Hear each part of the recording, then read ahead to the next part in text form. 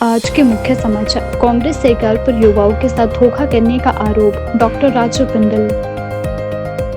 स्वच्छ शहर समृद्ध शहर अभियान में सोलन नगर निगम प्रथम। एचआरटीसी को ई मोबिलिटी की ओर मजबूती। शिमला में कांग्रेस की अहम बैठक। उच्च न्यायालय को फिर मिली बम से उड़ाने की धमकी। पेंशन और डीए से जुड़े कई मुद्दों पर सरकार से कार्यवाही की मांग। अब समाचार विस्तार से।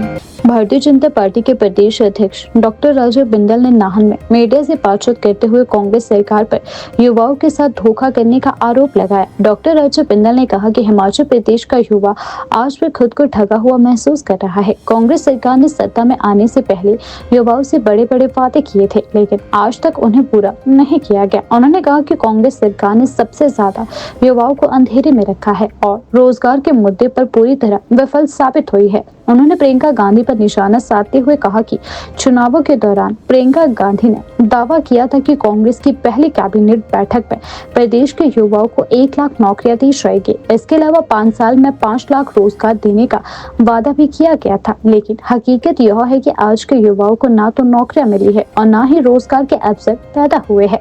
डॉक्टर बिंदल ने कहा कि लगातार बढ़ती बेरोजगारी के कारण युवा वर्ग सड़कों पर उतरने को मजबूर हो चुके हैं। प्रदेश में सरकारी भर्तियां रुक चुकी है और जो परीक्षाएं हो रही हैं उनमें भी पारदर्शिता को लेकर सवाल खड़े हो रहे हैं। उन्होंने कहा कि कांग्रेस सरकार की नीतियों से युवा निराश और हताश है। भाजपा प्रदेश अध्यक्ष ने कहा कि भारतीय जनता पार्टी युवाओं की आवाज को मजबूती से उठाती रहेगी और कांग्रेस सरकार से उसके चुनावी वादों का हिसाब मांगेगी। आज सिरमौर के लगभग 300 युवा कार्यकर्ता जो मंडलों के पदाधिकारी हैं, वो सब इस वर्ग में आए हैं। युवाओं का प्रदेश की वर्तमान कांग्रेस की सरकार से बहुत बड़ा सवाल निरंतर बना हुआ है। 2022 के चुनाव में सबसे ज्यादा यदि किसी वर्ग को अंधेरे में रखा, वो युवा वर्ग है। बेरोजगार युवाओं को कांग्रेस पार्टी की राष्ट्रीय महासचिव श्रीमती प्रियंका गांधी जी ने ठोक ठोक करके कहा कि हम 1 लाख सरकारी नौकरी देंगे, पहली कैबिनेट में देंगे। 67,000 रिक्त पद हैं, 33,000 पद सृजित करेंगे और 1 लाख सरकारी नौकरी हम पहली कैबिनेट में देंगे और 5 लाख रोजगार देंगे। प्रियंका जी के कहने के बाद हिमाचल के नेताओं में होड़ लगी और हर मंच पर, हर गांव में, हर गली में, हर मोहल्ले के अंदर बेरोजगार युवकों को कहा गया, हम पक्की नौकरी देंगे, 58 साल वाली नौकरी देंगे, पेंशन वाली नौकरी देंगे, पहली कैबिनेट में 1 लाख नौकरी, 5 लाख रोजगार देंगे और उसके लिए फॉर्म भी भरवाए गए। प्रदेश का बेरोजगार युवा इन सारी चीजों को लेकर त्रस्त हो गया। 3 साल 2 महीने बीत गए, वो पहली कैबिनेट नहीं आई। आज तक एक भी सरकारी पक्की 58 साल वाली पेंशन वाली नौकरी नहीं मिली। 1 लाख नौकरी तो दूर की बात है। वो बेरोजगार पिछले 3-3.25 साल से सड़कों के ऊपर उतरने के लिए मजबूर है और उस बेरोजगार युवा की स्थिति बहुत विकट हो चली है। उसके ऊपर कर्जे का बोझ चढ़ गया। लाइब्रेरियों में बैठ बैठ करके पेपरों की तैयारी कर रहा है, पेपर निकल नहीं रहे हैं, पेपर देने का अवसर ही उसको नहीं मिल रहा है और अब तो निजी क्षेत्र के रोजगार के ऊपर भी कुठाराघात हो गया है। प्रदेश की कांग्रेस सरकार ने जो सुखविंदर सिंह सुक्खू जी के नेतृत्व में चल रही है, उन्होंने निरंतर वो सब काम कर दिया जिससे बेरोजगार युवकों के जले पर नमक का काम किया।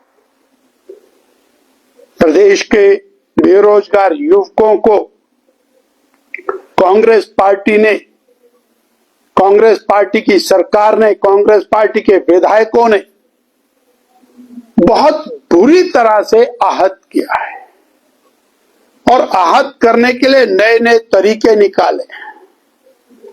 हम नौकरी तो देंगे पर अप्रेंटिस देंगे, हम ट्रेनी बनाएंगे, 2 साल के लिए ट्रेनी बनाएंगे, उसके बाद देखेंगे कि आप अच्छे हैं तो कुछ और करेंगे। वो भी नहीं बनाया। फिर बोले जी कि हम पशु मित्र लगाएंगे, वन मित्र लगाएंगे, सड़क मित्र लगाएंगे, रोगी मित्र लगाएंगे। अब वो कैसे मित्र होंगे, कब तक लगेंगे, कितने दिन के लिए लगेंगे, कोई हिसाब किताब।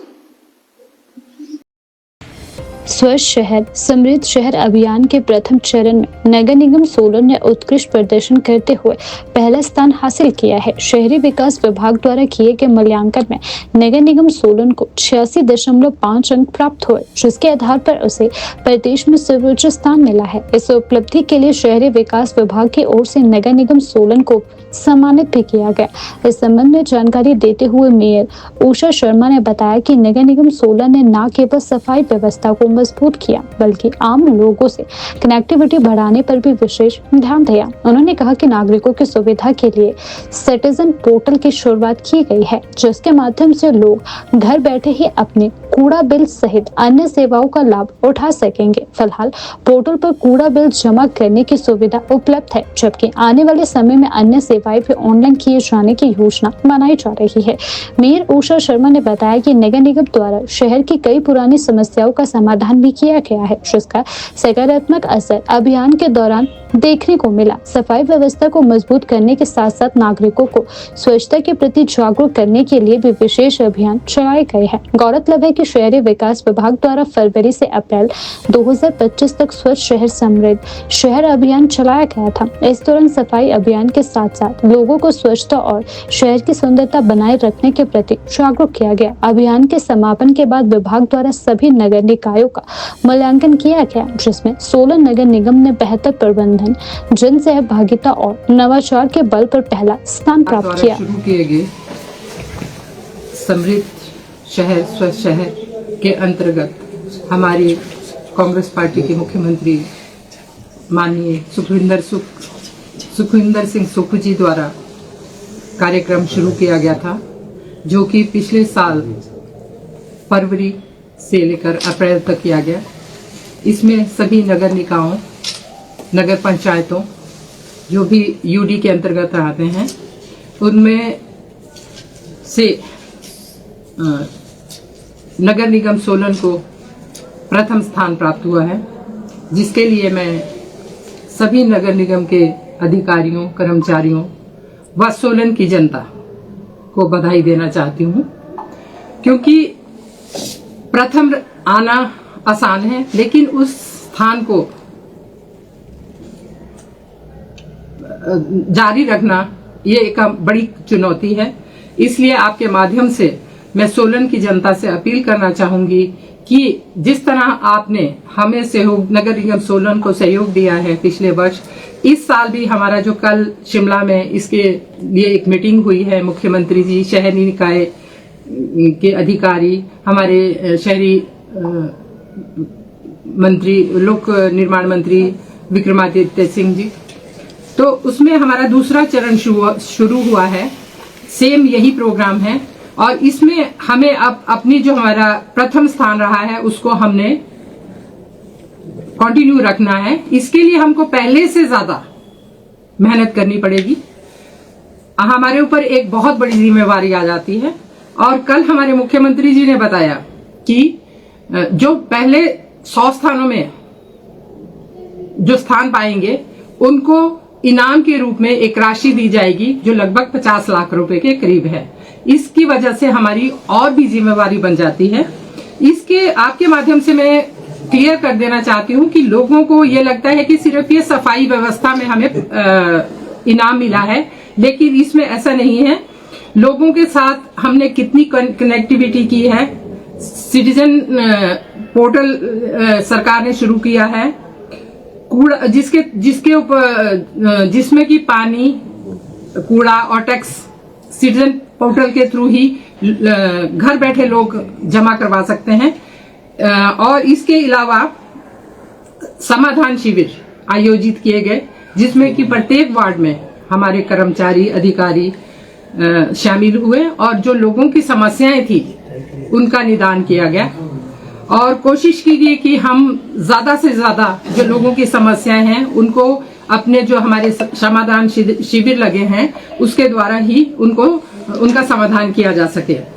और इसके अलावा कल जो हमारे काफी उसमें और पोर्टल जुड़े हैं, उसमें जैसे हिमाचल हिंद सेवा इसमें कनेक्ट की गई है, शॉप एस्टेब्लिशमेंट, उम्मीद, OBPAS, प्रॉपर्टी और नक्शा, जो कि आने वाले टाइम में लोगों को हमारे जैसे घरों पे QR स्कैन के थ्रू हम अपने जो बिल्स हैं वो जमा करवा सकेंगे। और जो भी हमारी समस्या समाधान है उसके लिए हम नगर निगम सोलन हमेशा तत्पर रहेगा और अपने शहर को और भी स्वच्छ और सुंदर बनाने के लिए हम निरंतर आप लोगों के सहयोग से प्रयास करते रहेंगे। और एक बार पुनः मैं आपके माध्यम से अपने अधिकारियों, कर्मचारियों और सोलन की जनता को इस जो हमें प्रथम स्थान प्राप्त हुआ है इसके लिए बहुत बहुत बधाई देती हूँ। हिमाचल प्रदेश हिमाचल पथ परिवहन निगम HRTC को ई मोबिलिटी की दिशा में सशक्त बनाने के लिए लगातार ठोस कदम उठा रही है। इसी कड़ी में सरकार द्वारा HRTC के बेड़े में 297 नई इलेक्ट्रिक बसों को शामिल करने का निर्णय लिया गया है, जिसे सार्वजनिक परिवहन व्यवस्था में एक निर्णायक और दूरदर्शी पहल माना जा रहा है। उप मुख्यमंत्री मुकेश अग्निहोत्री ने यह जानकारी देते हुए बताया कि इस श्रृंखला की पहली प्रोटोटाइप इलेक्ट्रिक बस हैदराबाद से सोलन पहुंच चुकी है। उन्होंने कहा कि आगामी 2 दिनों में इस ई बस का सोलन शिमला मार्ग पर ट्रायल किया जाएगा। इस परीक्षण के दौरान बस की कार्य क्षमता, चार्जिंग क्षमता, पहाड़ी मार्गों पर प्रदर्शन और यात्रियों की सुविधा से जुड़े विभिन्न पहलुओं का आकलन भी किया जाएगा। इसके सफल रहने पर प्रदेश के अन्य मार्गों तथा HRTC के विभिन्न डिपो में भी चरणबद्ध तरीके से इलेक्ट्रिक बसों के ट्रायल शुरू किए जाएंगे। उप मुख्यमंत्री मुकेश अग्निहोत्री ने बताया कि राज्य सरकार हरित और पर्यावरण अनुकूल परिवहन व्यवस्था को मजबूत करने की दिशा में तेजी से आगे बढ़ रही है। इलेक्ट्रिक बसों के संचालन से न केवल वायु प्रदूषण में उल्लेखनीय कमी आएगी, बल्कि डीजल पर निर्भरता भी कम होगी। इससे ईंधन लागत में कमी आएगी और HRTC की परिचालन लागत घटेगी, जिससे निगम की आर्थिक स्थिति को मजबूती मिलेगी। उन्होंने बताया कि यह पहल यात्रियों के लिए भी कई मायनों में लाभकारी साबित होगी। इलेक्ट्रिक बसें न केवल पर्यावरण के लिए अनुकूल है, बल्कि ये कम शोर, बेहतर सस्पेंशन और आधुनिक सुविधाओं के साथ यात्रियों को सुरक्षित, आरामदायक और विश्वसनीय यात्रा अनुभव प्रदान करेगी। इससे सार्वजनिक परिवहन के प्रति लोगों का भरोसा और आकर्षण दोनों बढ़ेंगे। उप मुख्यमंत्री मुकेश अग्निहोत्री ने यह बताया कि इलेक्ट्रिक बसों के सुचारू संचालन को सुनिश्चित करने के लिए प्रदेश भर में चार्जिंग इंफ्रास्ट्रक्चर विकसित किया जा रहा है। विभिन्न बस स्टैंड और डिपो में चार्जिंग स्टेशन स्थापित किए जाएंगे ताकि ई बसों का संचालन बिना किसी बाधा के किया जा सके। उन्होंने विश्वास जताया कि आने वाले समय में ये इलेक्ट्रिक बसें हिमाचल प्रदेश को स्वच्छ, हरित और टिकाऊ परिवहन व्यवस्था के क्षेत्र में एक अग्रणी राज्य के रूप में स्थापित करने में महत्वपूर्ण भूमिका निभाएगी। सरकार की यह पहल न केवल पर्यावरण संरक्षण की दिशा में अहम कदम है, बल्कि भविष्य की पीढ़ियों के लिए बेहतर और स्वच्छ हिमाचल की नींव भी रखेगी। जो 297 जो ये इलेक्ट्रिक बसें हैं आपके आसपास जो है कीमत जो है वो बताई जा रही है। हालांकि सूत्रों के हवाले से खबर है, जानकारी है 297 बसें, यदि ट्रायल सक्सेसफुल रहता है इलेक्ट्रिक बसें शिमला स्थित कांग्रेस प्रदेश कार्यालय में वर्ष की पहली महत्वपूर्ण संगठनात्मक बैठक आयोजित की गई। बैठक की अध्यक्षता कांग्रेस प्रदेश अध्यक्ष विनय कुमार ने की, जिसमें प्रदेश के सभी 11 जिला कांग्रेस अध्यक्षों ने भाग लिया। बैठक में संगठनात्मक ढांचे को मजबूत करने को लेकर अहम निर्णय लिए गए। इस दौरान यह भी स्पष्ट किया गया कि प्रदेश में 2 नए संगठनात्मक जेलों का गठन शीघ्र किया जाएगा। कांग्रेस नेतृत्व ने इस प्रक्रिया को पूरी तरह संगठनात्मक बताते हुए किसी भी प्रकार के गुटबाजी के अटकलों को सिरे से खारिज किया और कहा कि यह कदम पार्टी को जमीनी स्तर पर और सशक्त बनाने के उद्देश्य से उठाया जा रहा है। बैठक का प्रमुख एजेंडा मनरेगा से जुड़े मुद्दों पर केंद्रित रहा। प्रदेश अध्यक्ष विनय कुमार ने मनरेगा जैसी महत्वपूर्ण जन कल्याणकारी योजना के नाम और उससे जुड़े प्रतीकों में बदलाव को लेकर भाजपा सरकार पर निशाना साधा। उन्होंने कहा कि जिस तरह असम में मनरेगा के नाम बदले गए, उसी तर्ज पर भविष्य में भी अन्य योजनाओं के नाम बदलने की आशंका से इनकार नहीं किया जा सकता। विनय कुमार ने कहा कि महात्मा गांधी के नाम और तस्वीर के साथ चलने वाली योजना से जुड़े प्रतीकों को हटाने का प्रयास लोकतांत्रिक और गांधीवादी मूल्यों के विपरीत है। उन्होंने स्पष्ट किया कि कांग्रेस पार्टी आम जनता के अधिकारों और कल्याणकारी योजनाओं की रक्षा के लिए पूरी तरह प्रतिबद्ध है और मनरेगा जैसी जनहितकारी योजना को कमजोर करने के किसी भी प्रयास का कड़ा विरोध किया जाएगा। इसके अलावा बैठक में संगठनात्मक मजबूती, आगामी कार्यक्रमों की रूपरेखा और जमीनी स्तर पर पार्टी को और अधिक शीघ्र एवं प्रभावी बनाने की रणनीति पर भी विस्तृत चर्चा की गई। कांग्रेस नेताओं ने एकजुट होकर संगठन को मजबूत करने और जनहित के मुद्दों पर जनता के बीच सक्रिय रहने का संकल्प दोहराया। आज पूरे हिमाचल में जो सृजन संगठन का कार्यक्रम चला था, उसके तहत जिला अध्यक्षों की नियुक्ति हुई है और 12 जिलों में सिर्फ 2 अध्यक्ष लगने बाकी है, बाकी सभी की नियुक्ति हो चुकी है और इसमें खास करके सभी वर्गों का ध्यान रखा गया है। इसमें युवाओं को इसमें महत्वता दी गई है, इसमें महिलाओं को महत्वता दी गई है और इसमें दलित लोगों को भी महत्वता दी गई है और सभी वर्गों को इसमें शामिल किया गया है। और ये पहली बैठक है जो हमने आज कॉल की है। सभी डिस्ट्रिक्ट प्रेसिडेंट्स यहाँ मौजूद है और हमारा जो मेन उद्देश्य है वो मनरेगा को लेकर है। जिस तरह से केंद्र की सरकार ने मनरेगा को तोड़ मरोड़ के पेश किया है, उसके खिलाफ हम पूरे प्रदेश में आंदोलन करेंगे और ये 10 तारीख से हमारा आंदोलन स्टार्ट होगा और हर ज़िले में, हर ब्लॉक में, बूथ स्तर तक, पंचायतों तक हम इस आंदोलन को ले जाएंगे जब तक केंद्र सरकार इस निर्णय को ठीक नहीं करती है। और साथ में ही जो हमने मांग की है कि अगर केंद्र सरकार हमारे इस मनरेगा के जो उन्होंने निर्णय लिया है, जो गलत तरीके से उसको तोड़ मरोड़ के पेश किया है, अगर उस निर्णय को वापस नहीं लेती है तो ये आंदोलन और बढ़ सकता है और हम इसको गति देंगे और बूथ लेवल तक हम इस आंदोलन को ले जाएंगे और सभी प्रदेशवासियों को समझाएंगे कि किस तरह से उनके अधिकारों का हनन केंद्र की सरकार ने किया है। तो इसी संदर्भ में हमने ये बैठक आज रखी। सर, लंबे समय के आपको मैं स्पष्ट करना चाहता हूँ कि कोई गुटबाजी नहीं है। ये ज़रूर है कि जिस 2 अध्यक्षों के लिए विलम्ब हुआ है उनको हम जल्द नियुक्त कर देंगे।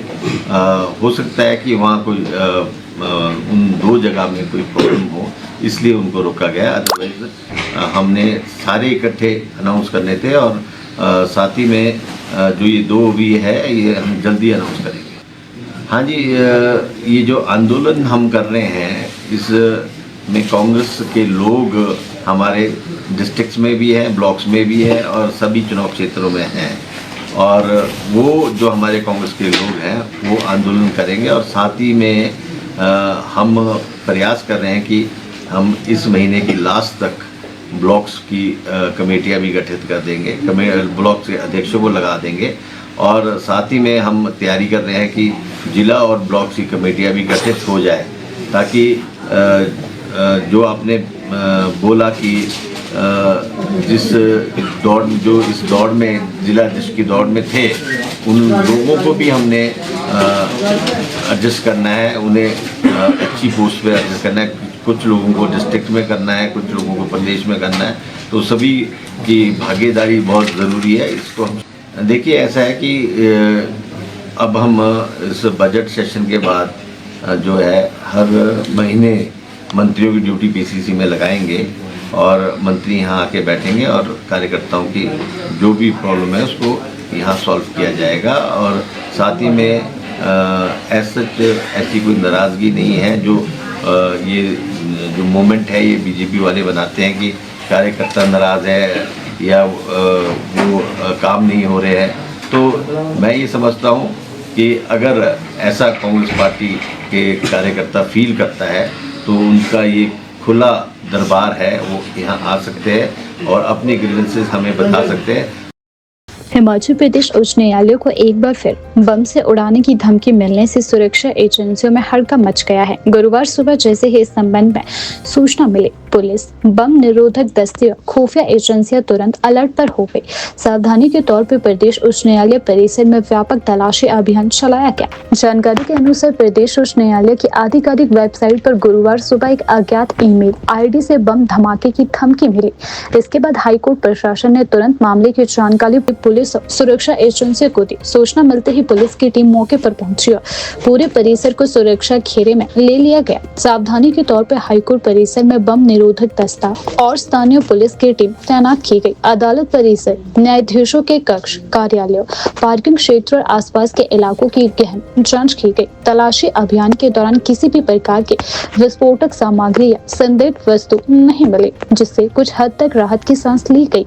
इस संबंध में एसएसपी शिमला संजीव कुमार गांधी ने बताया कि जैसे ही धमकी की सूचना मिली, तुरंत सुरक्षा प्रोटोकॉल के तहत सभी आवश्यक कदम उठाए गए। उन्होंने कहा कि प्रदेश उच्च न्यायालय की सुरक्षा को लेकर किसी भी तरह की लापरवाही नहीं बरती जा रही। साथ ही उन्होंने स्पष्ट किया कि धमकी भरा ईमेल भेजने वाले व्यक्ति या समूह की पहचान के लिए जाँच शुरू कर दी गई है। पुलिस की साइबर सेल को इस मामले में सक्रिय किया गया है और ईमेल की तकनीकी जाँच भी की जा रही है, ताकि यह पता लगाया जा सके कि यह धमकी कहां से और किस उद्देश्य से भेजी गई है। पुलिस अधिकारियों का कहना है कि मामले को गंभीरता से लेते हुए सभी पहलुओं की जांच की जा रही है। गौरतलब है कि इससे पहले भी हिमाचल प्रदेश उच्च न्यायालय को 2 बार बम से उड़ाने की धमकियां मिल चुकी है। हर बार सुरक्षा एजेंसियों द्वारा तत्परता से कार्यवाही करते हुए तलाशी अभियान चलाया गया था। हालांकि पूर्व की तरह इस बार भी कोई संदिग्ध वस्तु नहीं मिली। इसके बावजूद बार बार मिल रही ऐसी धमकियों ने सुरक्षा एजेंसियों की चिंता बढ़ा दी है। फिलहाल प्रदेश उच्च न्यायालय और उसके आसपास सुरक्षा व्यवस्था और कड़ी कर दी गई है। पुलिस और प्रशासन का कहना है कि स्थिति पूरी तरह नियंत्रण में है और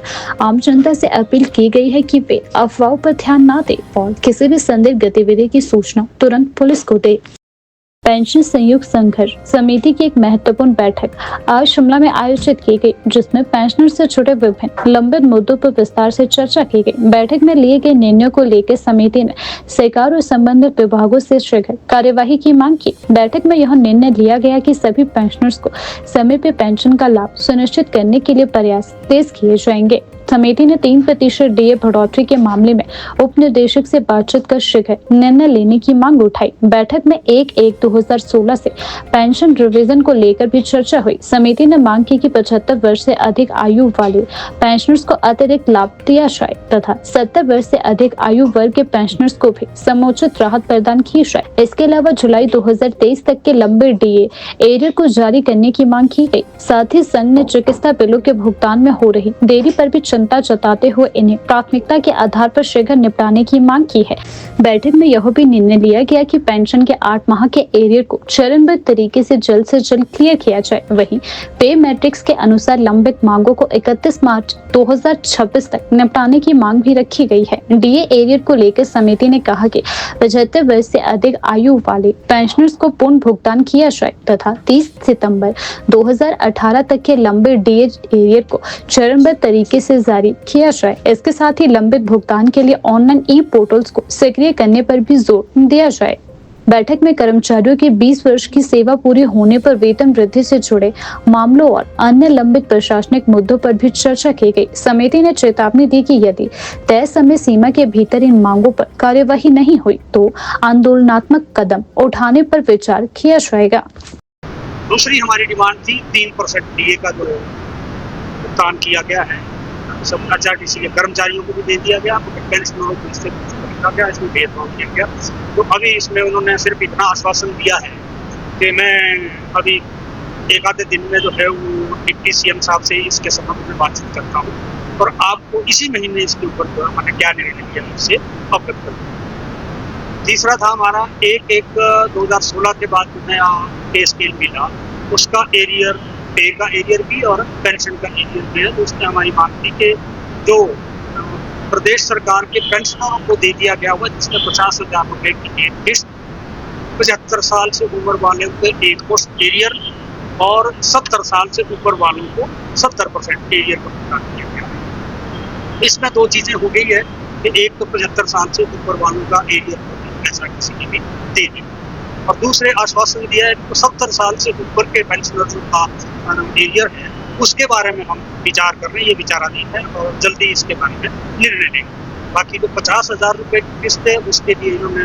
अपनी अनेबिलिटी एक्सप्रेस की है कि ये हमने सरकार को लिखा है, सरकार इसके लिए ये विशेष देती है तो हम इसको तभी दे पाएंगे। चौथी हमारी मांग थी कि जो हमारे सेवानिवृत्त हो रहे हैं हलिया में उनको पेंशन मिले, इसके बारे में अवगत करवाया कि जुलाई 2025 तक ये सेवानिवृत्त हुए उनको पेंशन लगा दी है और उसके बाद के जो पेंशनर हैं जो पेंशनर कम्यूटेशन नहीं लेना चाहता है जिनकी रिक्वेस्ट आई है उनको हम तुरंत पेंशन लगा रहे हैं। बाकियों का फंड के ऊपर निर्भर करेगा तो कम्यूटेशन के लिए सरकार से हम तो उसके लिए हम तब विचार करेंगे। पांचवा हमारा था मेडिकल बिल्स। तो मेडिकल बिल्स के लिए वैसे तो CM साहब ने बहुत बार आश्वासन दिए हैं।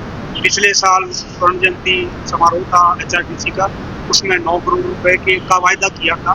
फिर हम CM साहब से मिले थे तो उन्होंने अक्टूबर माह में 3 करोड़ रुपया जो है इसके लिए विशेष देने की घोषणा की थी हमारे बातचीत में, मगर वो अभी तक कोई भी मटेरियलाइज नहीं हुआ। तो FD साहब ने एक आश्वासन दिया कि हम इसको चरणबद्ध तरीके से क्लियर करने के लिए शुरुआत कर रहे हैं कि अभी शुरुआत में 3 माह का जो पेंशन बिल का भुगतान है वो वहाँ से शुरू करेंगे। तो 3 माह का क्लियर करेंगे, उसके बाद हम इसको चरणबद्ध तरीके से मंथ वाइज करने की कोशिश करेंगे। बाकी जो गंभीर बीमारी के से ग्रस्त है उनके हम चिकित्सा बिल जो है वो क्लियर कर रहे हैं। एक हमारा मुद्दा था कि हमारी जो पेंशन रिवीजन हुई वो HRTC में पेंशन गवर्नमेंट ने ऑर्डर किए तो HRTC ने ऑर्डर कर दिए कि जुलाई पेड इन अगस्त 2022 से जो है वो पेंशन का रिवीजन HRTC ने कर दिया, मगर पेंशन का रिवीजन करते करते इन्होंने 8 महीने का समय लगा लिया और हमारे को मार्च पेड इन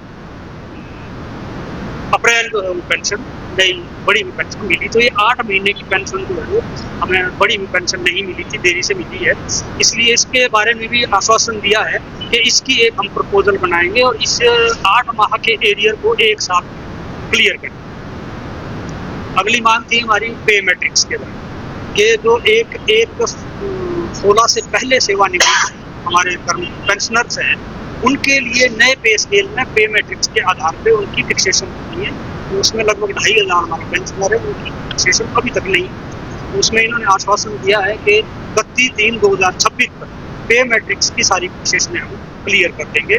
दूसरा इसमें था कि जो 5, 10 और 15% पेंशन भत्ता जो हमारा बड़ा था उसका एरियर हमारा पेंडिंग, तो उसके लिए इन्होंने क्लियर किया है।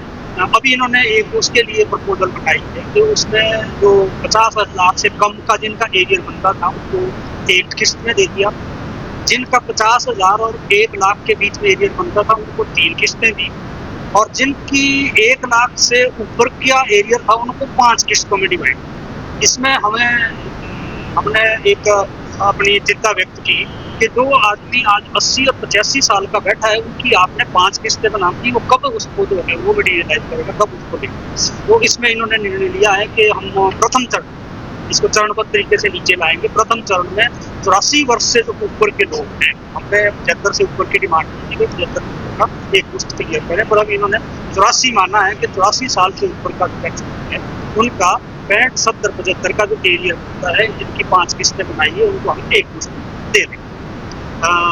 अगला था हमारा डीए एरियर। तो हमारा डीए एरियर ऐसे पेंडिंग हुआ कि जैसे डीए जो है वो ड्यू होता है 1 तारीख को या 1 जनवरी को और 1 जुलाई को, मगर क्योंकि देरी से डीए रिलीज होता है, कभी 10 माह की देरी से, कभी 18 महीने की देरी से, हमें जो है वो पे या पेंशन के साथ लगा। तो इसका एरियर हमारा पेंडिंग था। इसके लिए जो है वो कोर्ट केस भी हुए हैं, कोर्ट केस के मामले में भी डायरेक्शन आ चुकी है इनको। तो इसमें इन्होंने हमें आश्वासन दिया है कि 75 साल से ऊपर वालों को डीए का जो है वो कर दिया है, और अन्य को 30/9/2018 तक का जो डीए बनता था उसका एरियर चरणबद्ध तरीके से जो देने की कोशिश कर रहे हैं 30/9/2018 तक के डीए का एक। तो ये भी इन्होंने कहा कि इसको हम धीरे धीरे मटेरियलाइज करें। अगली डिमांड थी हमारी कि भाई हमारा HRTC में हमारे जितने भी पेंशनर हैं, आज हमें यही पता नहीं है कि कितने प्रकार के टीम्स लेने हैं, कितने लेने हैं।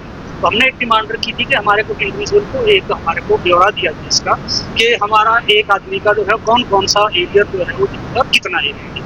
तो उसके लिए इन्होंने आश्वासन दिया है कि हम इसके लिए एक ऑनलाइन पोर्टल बना रहे हैं, जो एम्प्लॉइज का लगभग बन गया है। पेंशनर्स के लिए हम इसको कोशिश कर रहे हैं कि 31/3/2026 तक ये पोर्टल तैयार हो जाए, जिसके ऊपर ये सारा विवरण जो है वो ऑनलाइन हो जाएगा, मिल